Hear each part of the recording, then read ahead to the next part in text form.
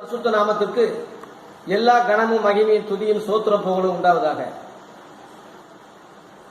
மெய்யான ஒளி என்ற தலைப்பிலே ராபோஜனத்தை பற்றி முதல் பதிவு வெளியிட்டேன். இப்பொழுது இரண்டாவதாக பரிசுத்த வேதாகமத்தை எப்படி பகுத்து போதிப்பது என்ற கேள்விக்கு இன்றைக்கு விடை காண்போம். ஆதாம் முதல் ஆபிரகாம், ஈசாக்கு, யாக்கோப்பு வர வேதம் இல்லை, நியாயப்பிரமாணம் கிடையாது. யாருமே அப்பொழுது பைபிளாக சுருளாக அங்க எழுதப்படவில்லை. மோசேக்கு பின்புதான் நியாயப்பிரமாணம் என்ற காரியங்களை இறைவன் எழுத சொன்னார். அதன்படி அந்த மோசே ஆகமங்கள் எழுதினான். அந்த மோசையின் ஆகமங்களைத்தான் பழைய ஏற்பாடு என்று நாம் அறிவிக்கிறோம். 39 புஸ்தகங்கள் அங்கே அடங்கியிருக்கிறது. இந்த 39 புஸ்தகங்களை உள்ளடக்கிய அந்த புஸ்தகத்தை மோசையின் ஆகமங்கள் அல்லது பழைய ஏற்பாடு. அந்த 5 ஆகமங்கள் ஆதி ஆகமத்திலிருந்து உபாகம் வரைக்கும் 5 ஆகமங்களை மோசே ஆகமங்கள் என்றும், அதன் பிறகு உள்ள புஸ்தகங்கள் மல்கியா வரைக்கும் பழைய ஏற்பாடு தீர்க்க தரிசனங்கள் என்றும் வகுக்கப்படுகிறது. இரண்டையும் சேர்த்து, மோசே ஆகமங்களையும் சேர்த்து பழைய ஏற்பாடு என்று மொத்தமாக அறிவிக்கிறோம். இதை நமக்கு சொன்னவர் அப்போஸ்தலனாகிய பவுல் தான். பவுலை பற்றி உங்களுக்கு எல்லாருக்கும் தெரியும். அவன் வேத அறிஞர், வேத பண்டிதர். நியாயப்பிரமாணத்திலும் சரி, உலக பிரகாரமான கல்வியிலும் சரி, ரோமாபுரி சாஸ்திரங்களையும் சரி, வேதத்தை கரைத்து குடித்த ஒரு வேத அறிஞர், வேத பண்டிதர், வேத பாரகர். அவர் பெரிய புலமை பெற்றவர், அதை யாருமே மறுக்க முடியாது. அவன் இந்த ஆகமங்களை மோசேயின் ஆகமங்கள் என்றும் மற்றதை பழைய ஏற்பாடு என்றும் அவனே சொல்லியிருக்கிறான். அந்த வேத குறிப்பை 2 கொரிந்தியர் 3ஆம் அதிகாரம் 14-15 தெளிவாக அங்க எழுதப்பட்டிருக்கிறது. மோசேயின் ஆகமங்கள் வாசிக்கப்படும் போது இந்நாள் வரைக்கும் அந்த முக்காடு அவருக்கு இதயத்து மேல் இருக்கிறது. பழைய ஏற்பாடு வாசிக்கும் போது அந்த முக்காடு அவருக்கு இருதயத்தில் இருக்கிறது. அது கிறிஸ்துவினாலே நீக்கப்படுகிறது என்ற ஒரு கருத்தை பழைய ஏற்பாடு என்றே அங்க எழுதப்பட்டிருக்கிறது. விசுவாசிகள், ஊழியக்காரர்களின் கவனத்தில் இதை கொள்ள வேண்டும். அதே 2 கொரிந்தியர் 3ஆம் அதிகாரம் 1 நீங்க கடைசி வரைக்கும் பார்க்கும்போது பழைய ஏற்பாட்டுக்கும் புதிய ஏற்பாட்டுக்கும், பழைய ஊழியத்துக்கும் புதிய ஊழியத்துக்கும், லேவி ஊழியத்துக்கும், அப்போஸ்தல ஊழியத்துக்கும், ஆவிக்குரிய ஊழியத்துக்கும், எழுத்தின் ஊழியத்துக்கும், மோசையினுடைய ஊழியத்துக்கும், இயேசு கிறிஸ்துடைய ஊழியத்துக்குள்ள வித்தியாசத்தை பகுத்து மிக தெளிவாக சொல்ற விஷயங்களை அங்கே நீங்க காணலாம். இன்றைய ஊழியர்கள் அதை கண்டிப்பாக கவனத்திலே கொள்ள வேண்டும். உபாகம் எடுத்துக்கொண்டால் அது மறைவான காரியங்கள். உபாகம் 29 மறைவானங்கள் தேவனுக்கே உரியது. வெளிப்படுத்தப்பட்ட நியாயப்பிரமாணம் தான் நமக்கும் நம்ம பிள்ளைகளுக்கும் என்றென்றுக்கு உள்ளதுன்னு சொல்றான். நமக்கும் என்பது இஸ்ரவேலர்கள், நம்ம பிள்ளைகள் என்பது அவங்க சந்ததி. ஆனா புறஜாதிகளுக்கு கிடையாது நியாயப்பிரமாணம். ரோமர் 2ஆம் அதிகாரம் 14 நியாயப்பிரமாணம் இல்லாத புறஜாதிகள் என்று அதே பவுல் சொல்லியிருக்கிறார்.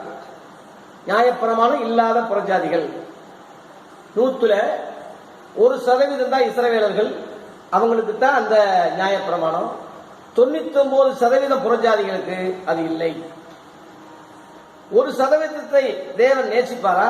அவங்கள மட்டும் கண்ணு வைப்பாரா? 99 மக்களை அக்னி கடலுக்கு நரகத்துக்கு போ புறஜாதிகள் சொல்லுவாரா? இந்த சாதாரணமான உண்மைகளை நம்ம புரிந்து கொள்ள வேண்டும். தேவன் யூதருக்கு மாத்திரமா தேவன்? புறஜாதிகளுக்கும் அவர் தேவன் அல்லவா என்று ரோமர் 3:29 அதே பவுல் சொல்லியிருக்கிறார்.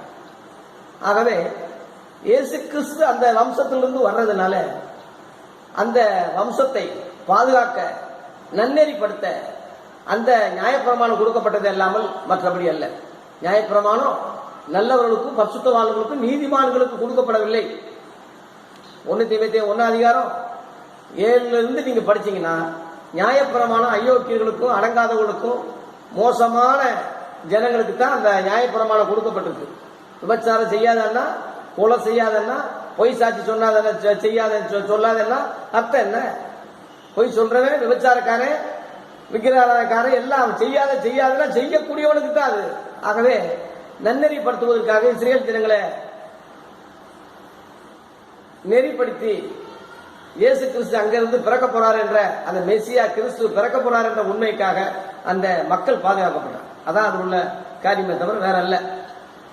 ஆகவே இஸ்ரவேலுக்கு மட்டும் கொடுக்கப்பட்ட அந்த நியாயப்பிரமாணம் முழு உலகத்துக்குரியது அல்ல.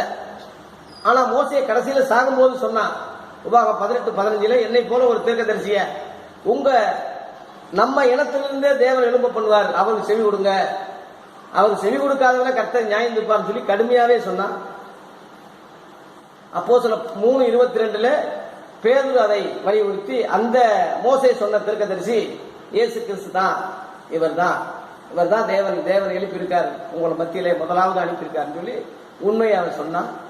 அதன் பிறகு இஸ்ரேல் ஜனங்க அநேகர் இயேசுவை ஏற்றுக்கொண்டு ஏறக்குறைய 3000 பேர் அன்னைக்கே இயேசுவை ஏற்றுக்கொண்டு ரசிக்கப்பட்டாங்கன்னு சொல்லி அப்போஸ்தலர் 2 39, 40, 41 படிக்கிறோம்.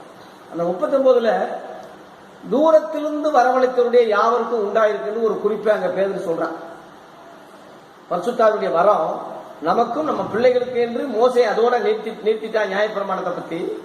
இவன் பேதுரு சொல்லும் போது பரிசுத்தாவினுடைய வரத்தை நமக்கும் நம்ம சந்ததிக்கும் சொல்லிட்டு அதோட நிறுத்தாம தூரத்திலிருந்து வரவழைக்கக்கூடிய யாவருக்கும் உண்டாயிருக்குன்னு சொல்லி ஒரு குறிப்பை சொல்லியிருக்கிறான். அந்த தூரத்திலிருந்து வரவழைக்கக்கூடிய அந்த ஜாதிகள் தான் நாம புறஜாதிகள். 99% முழு உலகத்துக்குமே அந்த வரம் இருக்கிறது. மாம்சமான யாவர் மேலும் அந்த ஆவியை ஊற்றுவார். எல்லாருக்கும் அவர் ரட்சகர், எல்லாருக்கும் அவர் தேவன், எல்லாருக்குமே சத்தியத்தை சொல்லக்கூடிய அந்த நபர் என்றுதான் ஆரம்ப காரியங்களை பார்த்தோம். இயேசு கிறிஸ்து ஊழியத்தை தொடங்கும் போது கிமு 4 பிறந்தார். கடைசியில அந்த 1-2 குறைஞ்சு கிமு 4 முடியல பிறந்தார். அகஸ்துராயன் நாட்டை ஆண்டு கொண்டிருந்தால் உலகம் முழுவதும் பிரிட்டிஷ் ஆண்டது போல அகஸ்துராயன் உலகம் முழுவதும் ஆண்டு கொண்டிருந்தால் அந்த காலகட்டத்தில் இயேசு உலகத்தில் பிறந்தார்.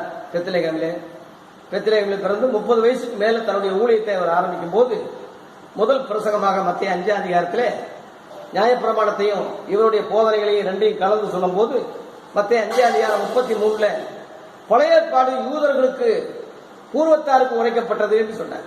இஸ்ரேல் ஜனங்களுக்கு பூர்வத்தாருக்கு உரைக்கப்பட்டது.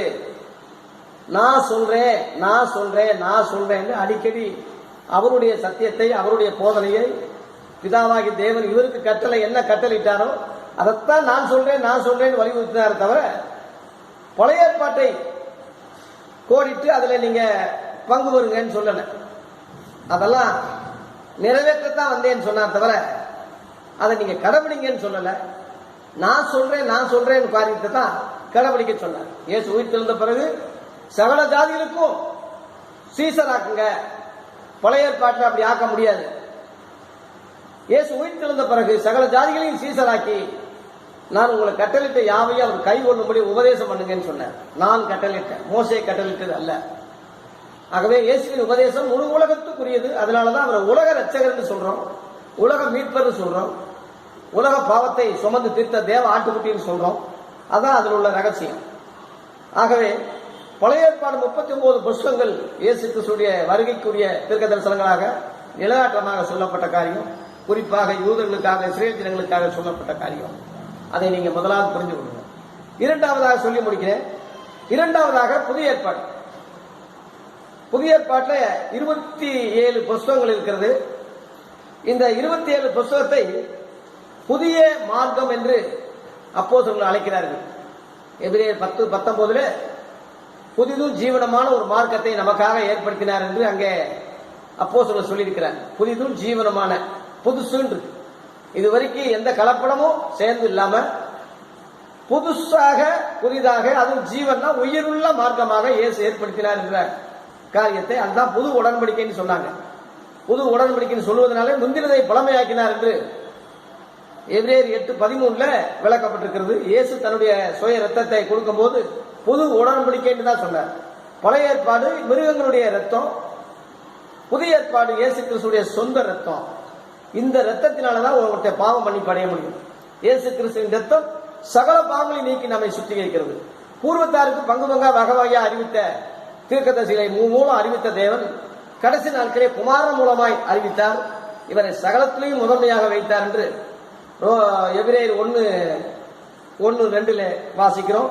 எபேசியர் 3:6 அப்போஸ்தலருக்கு தீர்க்கதரிசிகளுக்கு புதிய ஏற்பாட்டை வெளியாக்கப்பட்ட சத்தியம் போல முற்காலத்தில் மனுபுத்திரருக்கு அறிவிக்கப்படவில்லை என்றே தெளிவா போட்டு அறிவிக்கப்படவில்லை. மத்திய 13:11 பரலோக ராஜ்யத்தின் ரகசியங்கள் உங்களுக்கு அருளப்பட்டது, வேதவார பரிசெயருக்கோ அருளப்படவில்லை. அதுலயே 35 உலக தோற்றம் முதல் மறைந்திருந்த ரகசியங்கள் எல்லாம் நான் உங்களுக்கு சொல்றேன்னு சொன்னேன். பழைய ஏற்பாட்டில் முழு ரகசியங்கள் வெளிப்படவில்லை. ரோமர் 16:25 கொலோசியர் 1:25 மறைந்த ரகசியங்கள், ஆதி முதல் அடக்கமாயிருந்த ரகசியங்கள் வெளிப்பட்டதாக அப்போஸ்தலர்கள் எழுதியிருக்கிறார்கள். ஆகவே இந்த காரியங்களை நீங்க தயவு செய்து உள்வாங்குங்க. அப்போஸ்தலர்கள் என்ற அந்த பேரே புதிய ஏற்பாட்டை தான் இயேசு நியமித்தார். லூக்கா 6:13 இயேசு முதல் அப்போஸ்தலர். எபிரேயர் 3:1 அந்த ஸ்தானத்துல 12 ஏற்படுத்தினார். இயேசு பரலோகத்துக்கு போறதுனால அந்த சத்தியத்தை அவங்களுக்கு சொல்லி உலகம் முழுவதும் நீங்க சொல்லுங்க. அவங்க தான் அஸ்திபாரம். எபேசியர் 2:20 இருக்கு. அவங்க தான் அஸ்திபாரம். அவங்க மேலதான் சபை ஆவியானவர் கட்டுறாரு. அந்த உபதேசத்துல தான் கட்டப்படும். அப்போஸ்தலர் 2:42 அப்போஸ்தலர் உபதேசத்துல, அந்நிய ஒன்னியத்துல, அப்பம் விற்கிறதுல, அதுக்கு பிறகுதான் ஜெபத்துல உறுதியா இருந்தாங்கன்னு சொல்லி சபையிலேயே நம்ம பார்க்கிறோம். இந்த சபையில விசுவாசிகளாய் வந்த அந்த யூதர்களுக்கு தான் கிறிஸ்தவர்கள் என்ற பெயர் வழங்கிற்று. யூதர்களை, இஸ்ரவேல் ஜனங்களை, அல்லது கிரேக்கர்களை, அல்லது புறஜாதிகளை, யாரா இருந்தாலும் இயேசு கிறிஸ்துவை தேவகுமாரனை விசுவாசித்து முழுக்க ஞானஸ்நானம் பெறும்போது அவர் தேவனுடைய பிள்ளை என்ற அதிகாரம் பெறுகிறார். யோவான் 1:12 படி அந்த ஏற்றுக்கொண்ட அந்த பிள்ளைகளுக்கு, அந்த விசுவாசிகளுக்கு, அந்த சீசர்களுக்கு அப்போஸ்தலர் 11:26 கிறிஸ்தவங்களின் பேர் உண்டாயிற்று. கிறிஸ்தவங்களின் பேரு பழைய ஏற்பாட்டில் வரல. அப்போஸ்தலர் என்ற பேர் பழைய ஏற்பாட்டில் வரல. இயேசு என்ற பெயர் பழைய ஏற்பாட்டில் வரல. ஆகவே புதிய ஏற்பாட்டில் தான் மறைவான மன்னாவையும் ரகசியத்தையும் புதிய ஏற்பாட்டில் தான் கர்த்தர் வெளிப்படுத்தினாரு. கிறிஸ்தவங்க என்பது உதயமாகும். யூதர்கள் கிறிஸ்தவர்கள் அல்ல, இஸ்ரவேலர்கள் கிறிஸ்தவர்கள் அல்ல. கிறிஸ்துவை ஏற்றுக்கொண்டு இவருக்கு சீசர்களாக ஆனவங்க எத்தனை பேரோ அத்தனை பேர் சீசர்கள். கிறிஸ்தவங்க என்ன பண்றாங்க? யூதர்கள் மோசேயின் சீசர்கள் அவங்களே சொன்னாங்க. யோவான் 9:27-28 ஒரு குருடனை பார்த்து சொன்னாங்க, நீதான் அவன் சீசன், நாங்க மோசேயின் சீசர்கள் என்று வெளியரங்கமாவே சொன்னாங்க. மோசேயின் சீசர்கள் இயேசுவின் சீசர்கள் எப்படி ஆக முடியும்? இயேசுவின் சீசர்கள் ஆகாதவர்கள் எப்படி கிறிஸ்தவர்களாக முடியும்? ஆகவே கிறிஸ்தவர்கள் அல்லாதவர்களுக்கு வெளியாக்கப்பட்ட அந்த பழைய ஏற்பாட்டையே இன்றைக்குள்ள கிறிஸ்தவ போதகர்கள் அடிக்கடி சொல்வது அறியாமை, அடிக்கடி சொல்வது வேதனைக்குரியது, அடிக்கடி அவங்க பிரசங்கம் பண்றது ரெண்டுக்கு வித்தியாசம் இல்லாமல் பேசுவது சபையை சீரழிப்பதாகும், நாசம் பண்ணுவதாகும். இந்த காரியங்களை தேவ ஊழியர்கள் உள்வாங்கி சரியா போதிக்க பாருங்க. ஆகவே இந்த புதிய ஏற்பாட்டை சுவிசேஷங்களாக, நிருபங்களாக, கடைசி வெளிப்பாடாக 3 பிரிக்கப்படுகிறது. முதலாவது சுவிசேஷம் 4 மத்தேயு, மார்க்கு, லூக்கா, யோவான் என்று முழு உலக மக்களுக்கும் உள்ள அஸ்திபாரமாகும். இதுக்கு மூலக்கல் இயேசு. இது 1வது குறிப்பு. 2வது குறிப்பு ரோமரிலிருந்து யூதா வரைக்கும் கிறிஸ்தவர்களுக்கு மட்டும் எழுதப்பட்ட அறிவுரைகள். ரோமர் டு யூதா வரைக்கும் கிறிஸ்தவ ஏற்றுக்கொண்டவர்களுக்கு எப்படி நடக்கணும், எப்படி போதிக்கணும், எப்படி செய்யணும், என்ன நடக்கணும், என்ன ஆலோசனை, எப்படி சபையை நடத்தணும், எப்படி மனைவி புருஷன்கிட்ட நடத்தணும், புருஷன் எப்படி மனைவி நடத்தணும், பிள்ளைகள் எப்படி நடத்தணும், போதகர் எப்படி இருக்கணும், எப்படி போதிக்கணும், இந்த காரியங்கள் முழுவதும் ரோமரிலிருந்து யூதா வரைக்கும் உள்ள கிறிஸ்தவர்களுக்குள்ள அந்த உபதேசம். வேற யாருக்கு அது பொருந்தாது. அடுத்து கடைசியாக 3வதாக கடைசி வெளிப்படுத்துற விசேஷம் விளக்குற வெளிப்படுத்தல சீக்கிரத்தில் சம்பவிக்க வேண்டிய தம்முடைய ஊழியக்காரர் காண்பிக்கும் பொருட்டு கடைசியில கிபி 98 அப்போஸ்தலனாகிய யோவானை பத்மதீவில கொண்டு போய் அந்த வெளிப்பாடு கொடுத்தார். அந்த வெளிப்பாடு கொடுத்து கடைசியில வெளிப்படுத்தல் 22:18-19 சொல்லும் போது இந்த தீர்க்கதரிசன வசனங்களை முத்திர போடாத, காலம் சமீபமா இருக்கு, நான் மெய்யாகவே சீக்கிரம் வர்றேன், இந்த வசனத்தை கூட்டாத குறைக்காத, இது உள்ளபடி அப்படியே கரெக்டா பேசு, இது எவனாவது கூட்டினா குறைச்சான்னா வாதைகளை நான் அனுப்புவேன், அக்னி கடலுக்கு அவன் போயிடுவான், சீவபுஸ்தகத்திலிருந்து அவன் பேரை எழுத்து மிக கண்டிப்பாகவே அதை சொன்னார். அது தயவு செய்து ஊழியர்கள் உள்வாங்கி அதுக்கு மேல புதிய வெளிப்பாடோ புது தரிசனங்களோ நமக்கு இருக்க கூடாது. இப்படியாக ஏற்படுத்தப்பட்டதான் கிறிஸ்துவ சபை, கிறிஸ்துவ ஊழியம் 1ஆம் நூற்றாண்டுல. அதன் பிறகு இருண்ட காலமே வந்தது. அதுக்கு பிறகு அந்த காலத்துல தீர்த்துராயனால, அகஸ்துராயனுக்கு அடுத்து தீர்த்துராயன் வந்தான். தீர்த்துராயன் வந்து சபையை துன்பப்படுத்தி சபைகளை நாசம் பண்ணி ஏறக்குறைய நிறைய கிறிஸ்தவங்களை கொண்டு குவிச்சான். இயேசு கிறிஸ்துடைய ஜெருசலேம் அவன் தான் அந்த இஸ்ரேல் இல்ல ஜெருசலேம் உள்ள அந்த தேவாலயத்தை கிபி 70 அவன் அழிச்சு நாசம் பண்ணினான். கிபி 68 அப்போஸ்தலனாகிய பவுலை சிரச்சேதம் பண்ணான். பேதுருவை அழிச்சான். இப்படியாக வந்து கொண்டிருக்கும் போது இருண்ட காலமாக சீசர் எல்லாம் சிதறி போன காலம். அந்த காலத்துல தான் அப்போஸ்தலனாகிய தோமா நம்ம தமிழ்நாட்டுக்கு வந்து சென்னையில ரத்த சாட்சியா மரிச்சார். அந்த சரித்திர காரியங்கள் அதன் பிறகு இருண்ட காலமாகவே இருந்தது. கிபி 325 கான்ஸ்டன்டைன் என்ற ரோம அரசன் கிறிஸ்தவனாக மாறினான். கிறிஸ்தவனாக மாறின பிறகு கிறிஸ்தவனுக்கு பொற்காலம். உலகம் முழுவதும் அவன் ஆண்டதுனால உலகம் முழுவதும் இந்த கிறிஸ்தவத்தை பரப்பினான். அதன் பிறகு பேதுருவுடைய பின்னடையார் என்று போப்பை அவன் ஏற்பாடு செய்தான். போப்பை வந்து என்ன செஞ்சான்னா 1517 வருஷத்துல போப்பை 10ஆம் நூற்றாண்டுல போப்பை ரோமாபுரியில ஒருவனை ஏற்படுத்தி ரோமாபுரி சபை, அந்த ரோமாபுரியில எதை கிறிஸ்தவத்தை அழிச்சாங்களோ அதே ரோமாபுரி கிறிஸ்தவத்தை ஏற்றுக்கொண்டு அங்கே ரோமன் கத்தோலிக்க சபை என்று உருவாக்கி போப்பை ஏற்படுத்தினார். அதன் பிறகு அப்படியே அந்த காலங்கள் வரும்போது மார்ட்டின் லூத்தர் அதை எழுப்பி இந்த வழிபாடுகள் சரியில்லை, கிறிஸ்தவ முறையை நீங்க சரியா கையாளலன்னு எதிர்த்தான். ஏன்னா அந்த கான்ஸ்டன்டைன் அரசன், ரோம அரசன், அவன் அரசியலையும் பாபிலோனிய கொள்கைகளையும் கிறிஸ்தவத்தையும் இந்த மூணையும் மிஸ் பண்ணி இணைச்சி பழைய ஏற்பாட்டுக்கு புதிய ஏற்பாட்டுக்கு வித்தியாசம் தெரியாதபடி பாரம்பரியங்கள் இன்னைக்கு ஆட்சி சபையில எப்படி பாரம்பரியங்கள் இருக்கோ அது மாதிரி அமைச்சான். அதை மார்ட்டின் லூதர் எதிர்த்தான். எதிர்த்தனால பெரிய சண்டை வந்து புரட்டஸ்டாண்ட் என்ற ஒரு இயக்கம் ஆரம்பிச்சிச்சு. 1598 அந்த சண்டையில உச்சகட்டத்தில் மத உரிமை வழங்கப்பட்டு புரட்டஸ்டாண்ட் என்ற ஒரு இயக்கம் உருவாச்சு. புரட்சியாளர்கள் அர்த்தம். அந்த புரட்சியாளர்களுக்கு பிறகு மத உரிமை ஏற்பட்டு மார்ட்டின் லூத்தர் லுத்தரன் சபை என்று ஒன்று ஆரம்பித்தார் ஜெர்மனியில. அதன் பிறகு அங்கிருந்து குட்டி குட்டியா 19ஆம் நூற்றாண்டுல பெந்தகோஸ்து பிரிஞ்சது.